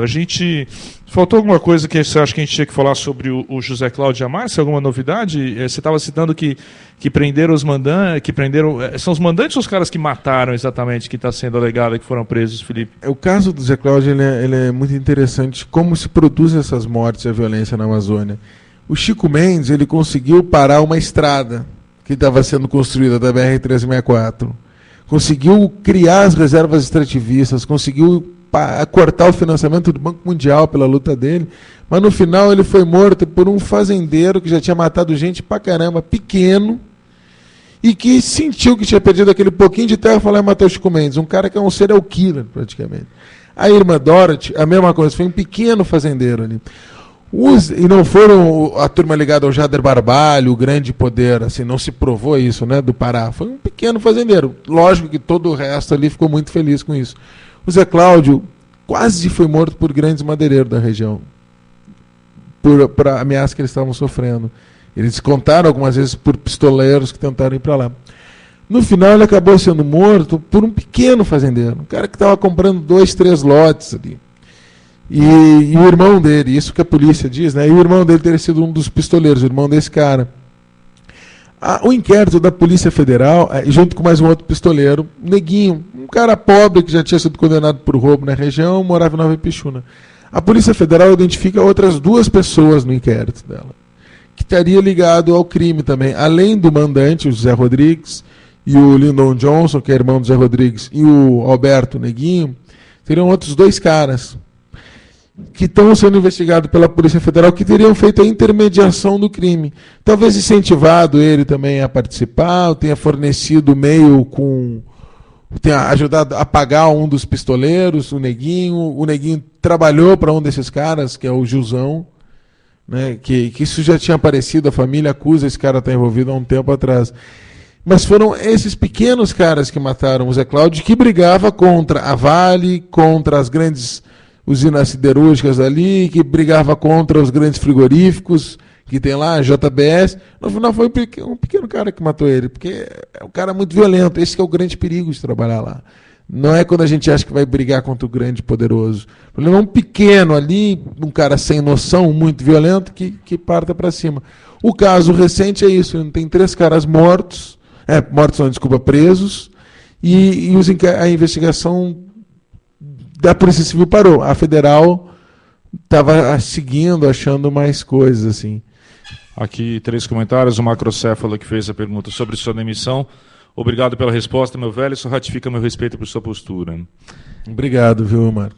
Fatiola, muito importante o comentário do Felipe sobre essa ideia poliana de que está tudo nas mãos do consumidor. É um assunto que a gente estava falando agora há pouco, que não vão ser os consumidores que vão conseguir salvar a Amazônia. Revista Atuadores, você acredita que as ações da MPF contra Belo Monte serão julgadas em tempo hábil para ajudar os povos de lá? Você sabe do que ele está falando? Sim. O Ministério Público Federal do Pará, especificamente, né, ele é incrível. Incrivelmente ruim ou bom? Bom. É onde realmente dá vontade de pagar imposto para ter essas pessoas defendendo a sociedade. É o melhor Ministério Público que tem, disparado. São Paulo tem um Ministério Público medíocre. A gente não vê uma denúncia contra o PSDB, nada, né? A turma do Pará não deixa passar nada da floresta. Eles são muito bons.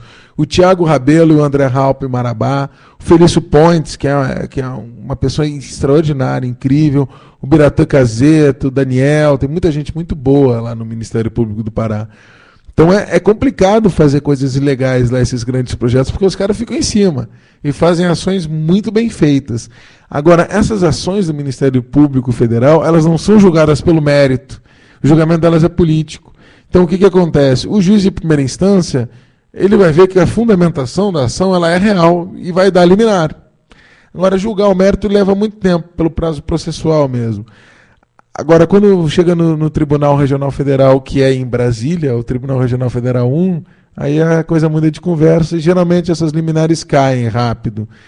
Quando for ser julgado o mérito da ação, por conta do sistema processual mesmo, que leva muito tempo, você vai ter perdido a validade, porque vai dizer, e agora, vou mandar implodir Belo Monte, porque ela foi feita ilegal. Infelizmente, o mundo jurídico ele não convive muito com o mundo da realidade, né? O mundo jurídico não se aceita como pertencente ao sistema político. Tenta ser algo à parte, mas essas questões mostram que a questão jurídica ela é política. E eu duvido que essas ações do Ministério Público, acho que mesmo os procuradores, eles também duvidam que elas vão ser julgado mérito e vão ter força, porque o governo, se chegar no STF, o governo indicou 8 ministros do STF. Aliás, eu gostaria de um comentário seu, não precisa ser muito longo, mas assim, gostaria de ver sua opinião sobre as diversas instâncias do governo federal na atuação toda da Amazônia, né? Que a gente tem, sei lá, o Ministério do Meio Ambiente, FUNAI, IBAMA, até Polícia Federal, são muitos órgãos e instâncias governamentais, só falando das federais, né, que atuam na Amazônia, né? Assim, isso tem melhorado? Você vê algum movimento positivo, ou está uma porcaria? Porque, até pegando o gancho do que você estava falando, né, que são pequenos fazendeiros, às vezes, ou pequenas... ou que não são grandes bandidos, entre aspas, digamos assim, né, que é gente mais miúda que comete esses crimes. O que dá para o governo federal fazer aí, o que ele tem feito? Como é que você está vendo isso, Felipe?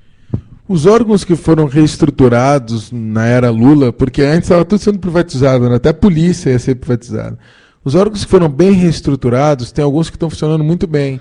Por exemplo? O IBAMA, na área de repressão, né? Na área de licenciamento do IBAMA e mesmo do Instituto Chico Mendes, a área de licenciamento do IBAMA é obrigada a liberar qualquer obra.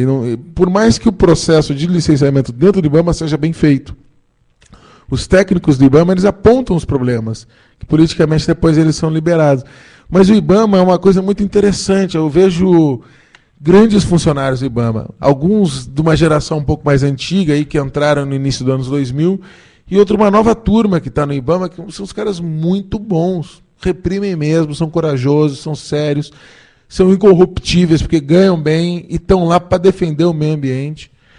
Em Marabá, a gerência do IBAMA ela é muito eficiente. Isso é uma das coisas que levou ao assassinato do Zé Cláudio da Maria, porque o IBAMA começou a reprimir muito, fechou todas as serrarias da região, ou seja, as denúncias do Zé Cláudio da Maria começaram a dar efeito. A Polícia Federal, ela também está super boa, reestruturada, mas ela trabalha muito pouco na Amazônia, na parte de investigação. No caso do Zé Cláudio da Maria, de novo como exemplo, o IBAMA tinha feito operações e tinha fechado a serraria, a pedido de uma ação do Ministério Público. Voltou o relatório para o Ministério Público e foi para a Polícia Federal fazer a investigação. A Polícia Federal sentou em cima, literalmente, não fez nada. Não foi ouvir os madeireiros, não foi ver o que estava acontecendo. A Polícia Federal não faz investigação disso na Amazônia. Ela faz do crime, ela faz de tráfico de droga, mas ela não investiga as madeiras ilegais. Investiga muito pouco, investiga o IBAMA. Se a Polícia Federal, que está mais capacitada, está mais forte, participasse também realmente das investigações, com mais vontade, com certeza a repressão seria muito mais eficiente. Agora, a Polícia Federal e o IBAMA são dois órgãos fortes hoje. A FUNAI teve essa reestruturação que deu um gás novo, no sentido de entrar mais pessoas. Está entrando um pessoal bom ou novo aí, parece? Mais ou menos, entraram muito poucas pessoas boas na FUNAI. Algumas muito boas, que estão muito afim de trabalhar. Agora, teve muita gente que entrou na FUNAI que foi só para fazer concurso público, que não está afim de entrar, não está afim de ir para campo. Isso é quer verdade. Ficar em Brasília para passar no concurso, para depois passar no outro. Isso é verdade. Só falando parênteses aí, para quem não conhece essa realidade, bem lembrado, tenho informações sobre isso. Os chamados concurseiros, aí, que é gente que presta concurso, outro, fica vivendo a vida com isso. Daí o cara chega no meio da Amazônia, fala, puta, mas é aqui que eu vim parar. Na verdade, ele queria ficar aqui em São Paulo, no máximo em Brasília, e vai parar, sei lá, em Humaitá, de Paraná, Santarém. Tem que conviver com índio, que é difícil se o cara não gosta de índio. O cara não sai nem do escritório. Ele não sai nem do escritório e fica desesperado para sair de lá, ou seja, não vai trabalhar direito. Né? Só fazendo uma pergunta ou outra aqui. Rafael Freitas, a nova geração precisa de uma dose de idealismo como o teu, Felipe. Aliás, que idade você tem, Felipe? Desculpa. 33. Tá certo.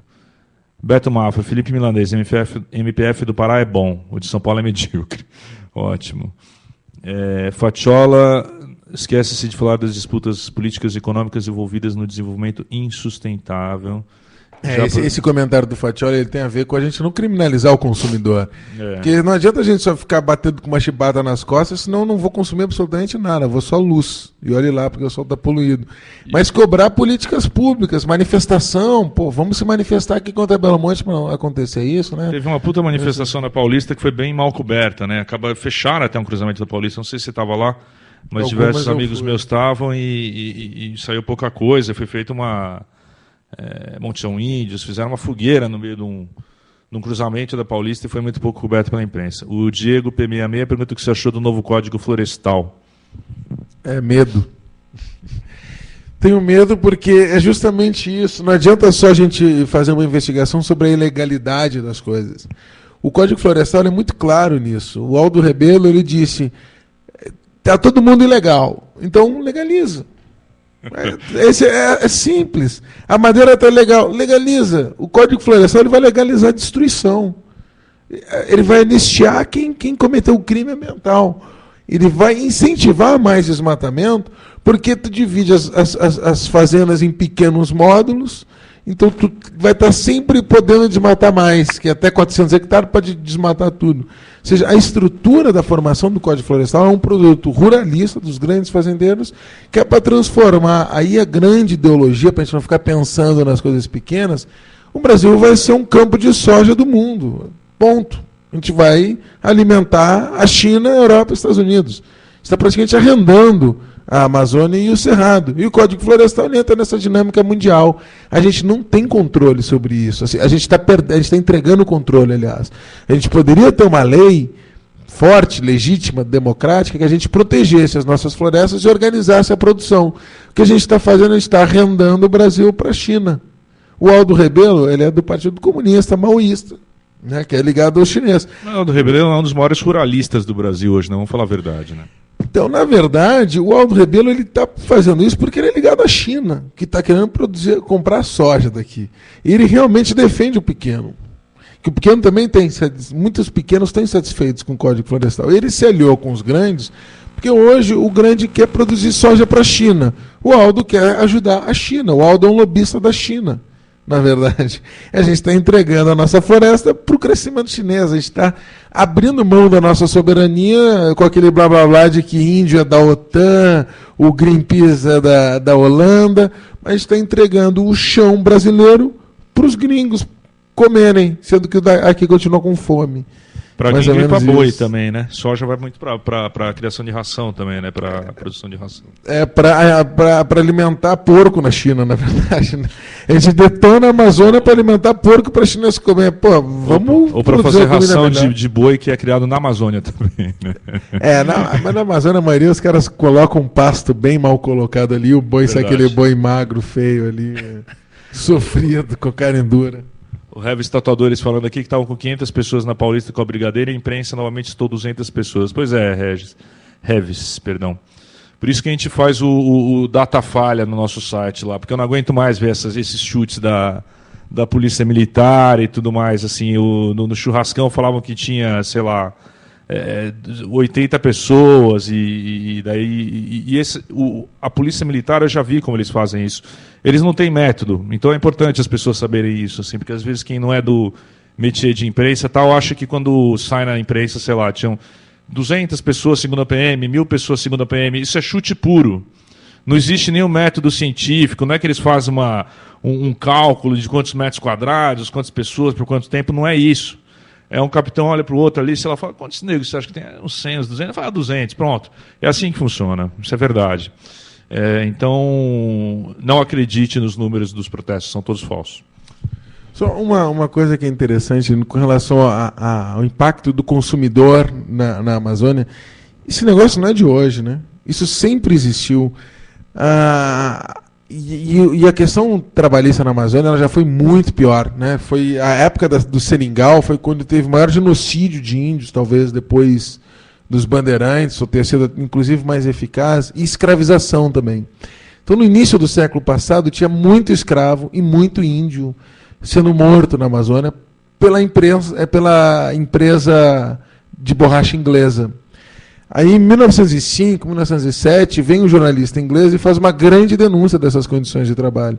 Sendo que a Inglaterra já estava começando a produzir borracha nessa época, estava testando tal para a Malásia.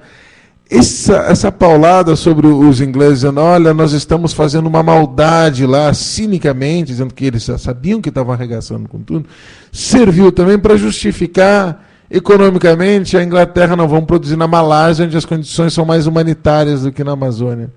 Ou seja, a merda continua igual, entendeu?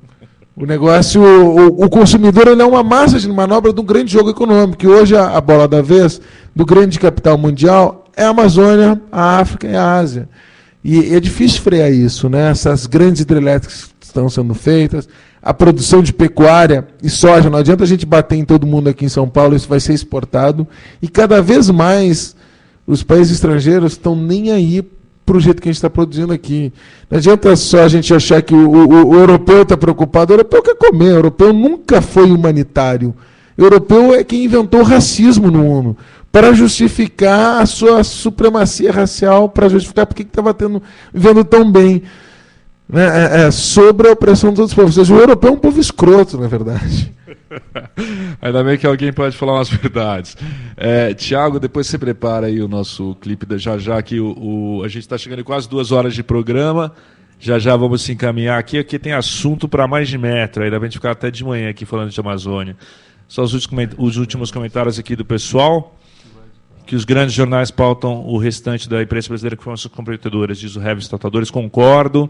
Revis, se não conhece o nosso site, desculpe a nossa falha, nosso programa, por favor, acompanhe. Essa é a nossa briga diária. Fatiola tinha bem mais 500 pessoas na Paulista com a Augusta. É aquilo que a gente estava comentando, esses números são todos chutados. Felipe, tem algum assunto que você acha importante a gente falar para o pessoal? Alguma coisa que a gente não tenha comentado de assuntos recentes na Amazônia? Não sei. Eu acho que para finalizar, uma coisa interessante, tu vê como um programa desse, com a tecnologia, como que a gente está aproximando a Amazônia para cá, né? Hoje até falando com os índios aí por telefone, pelo Skype, antes da gente vir para cá, eu tinha até tweetado ali de que a tecnologia mesmo, a gente está começando a dar voz para as pessoas. Isso eu acho que vai ser um impacto maior sobre a questão política. Hoje a gente está aqui conversando, a gente não vai se lembrar, eu não vou contar memória só de quando eu estive lá no Rio Arapiuns, o ano passado. A gente conecta o Dinael e ele mesmo fala de lá o que ele está sofrendo. Isso é uma coisa muito interessante, que eu acho que cada vez mais vai começar a romper os preconceitos contra os índios, de que índio tem que ser aquela figura iconográfica, imaginária, ou a destruição de Belo Monte, da Amazônia. A gente vai ver pelas pessoas que estão lá diretamente, sabe? A força da conexão, ela vai ajudar muito o processo democrático sobre o processo de desenvolvimento que está acontecendo lá, eu imagino. Pelo menos a gente vai ficar com mais vergonha de detonar, porque a gente vai saber o que vai estar acontecendo. Antes a gente não sabia direito. Sabia, mas não se podia falar, tinha ditadura militar, os jornais demoravam para a informação chegar de lá para cá via telex e tal. Agora, na hora, a gente vai ver. O Zé Cláudio foi isso. O Zé Cláudio morreu 7h30 da manhã, ele foi assassinado. O Batista, advogado da CPT, me falou às 8h30. Eu coloquei no Twitter, logo em seguida. E 1 hora depois, já estava com a Dilma, pelos ambientalistas que me seguem falando com ela. Ou seja, em 1 hora a notícia já chegou até lá e já teve repercussão. E já estava na Inglaterra, pelo Tom Phillips, já estava espalhando com o Gabriel da Al Jazeera no mundo árabe, você já estava bombando no mundo inteiro, muito rápido. O constrangimento que isso causou, e já tinha imagem dele no TED, foi muito grande. Ou seja, eu tenho esperança de que essa comunicação ela melhore o processo democrático um pouco lá, mais do que a grande mídia, que já não dá mais conta de discutir o que está acontecendo lá. Sem dúvida melhora, e queria agradecer aí todo mundo que estava assistindo, inclusive que a gente tem uma audiência deslogada, representativa, inclusive de pessoas que trabalham na Folha, que eu agradeço especialmente pela audiência. Não, é verdade, amigos inclusive que assistem, etc., mas que não podem se logar por motivos óbvios, que é o programa do... Eu ia falar que é o programa mais queima-filme da Pós-TV, mas é que é um páreo duro, né? A gente tem um programa sobre drogas, tem outro do Cláudio Prado, que ele também fala de alguns assuntos polêmicos, digamos assim, mas para jornalista esse é o mais queima-filme. De qualquer forma, agradeço muito aí os quase 200 pessoas que assistiram, fora quem assistiu deslogado, quem eu agradeço também com o mesmo entusiasmo. Agradeço muito o Felipe Milanês aqui pela presença. Sigam o Felipe Milanês no Twitter, acompanhem aí tudo que ele tem para dizer e espalhar. Felipe, quer dar um salve aí para o pessoal? Obrigado aí por quem acompanhou o bate-papo pela internet. Valeu. E vai estar... Eu estou junto sempre, enfim, pelo Twitter, tal, de trocando ideias, conversando, falando das experiências, pauta, discutindo, dando dica, no que puder ajudar. Acho que a gente tem sempre que agregar mais gente para ir trabalhando junto e mostrando o que está acontecendo lá. Esse programa fica gravado no nosso canal e no Ustream, e a gente deve subir ele no YouTube também, mas para quem quiser ver assim, imediatamente após ele terminar, ele fica gravado aí no canal. Como o Thiago, de quem é o clipe que a gente vai ver hoje para encerrar o programa? Cara, é um vídeo que a gente fez numa aldeia indígena lá no Acre, recentemente. Vem aqui falar rapidinho, por favor. Dá para você falar aqui? A gente sempre encerra o nosso programa com um clipe de uma banda da Fora do Eixo, mas pelo jeito tem uma coisa diferente hoje. O que é, Thiago? Desculpa. Thiago aqui, morador da Casa Fora do Eixo de Cambuci, em nome de quem eu agradeço, que eu sempre esqueço, desculpem, todo o pessoal da Casa Fora do Eixo que nos ajuda aí atrás das câmeras, sem o qual esse programa não existiria. Thiago, de quem que é o vídeo que a gente vai ver, perdão? O vídeo que a gente vai ver hoje não é um clipe, mas ele é bem bacana. A gente tem um núcleo de audiovisual no Fora do Eixo e, recentemente, a gente começou a produzir um documentário com uma aldeia indígena lá no Acre. E aí, a primeira pessoa do nosso grupo que foi para lá é o Jean, ele é lá de Juiz de Fora. E a gente organizou um processo de inscrições, né, da galera da rede que queria para lá. O Jean foi o escolhido para nos representar. E aí fez várias imagens e editou esse primeiro videozinho que vai vir pré o documentário e pré a animação que a galera está realizando, que esse foi uma primeira ida para pesquisa, assim, mas já tem materiais muito bons dessa aldeia, então acho que dialoga bastante com o que foi dito hoje, é legal a gente exibir. Onde foi gravado? Foi gravado a alguns quilômetros de Rio Branco, que é a capital do Acre. Eu não lembro o nome da aldeia. Tá ok. Vamos então ver o vídeo aí do pessoal do Fora do Eixo que vai encerrar o programa de hoje. Muito obrigado a todos e boa noite, pessoal. Até quinta-feira que vem com mais um Desculpe a Nossa Falha, às 10 e pouco, dependendo da nossa técnica. Grande abraço, valeu.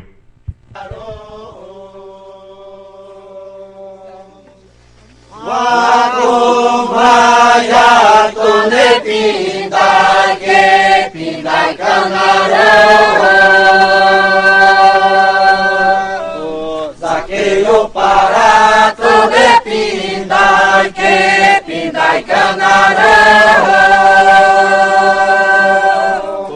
Zaqueio para todo pindai que pindai canarão.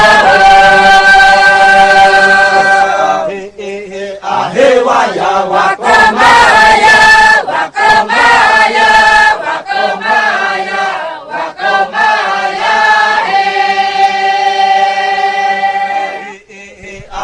Alô, desculpa falar em cima do vídeo, só que o Felipe tá vendo, ele sabe que etnia é essa, por favor, Felipe, diga aí.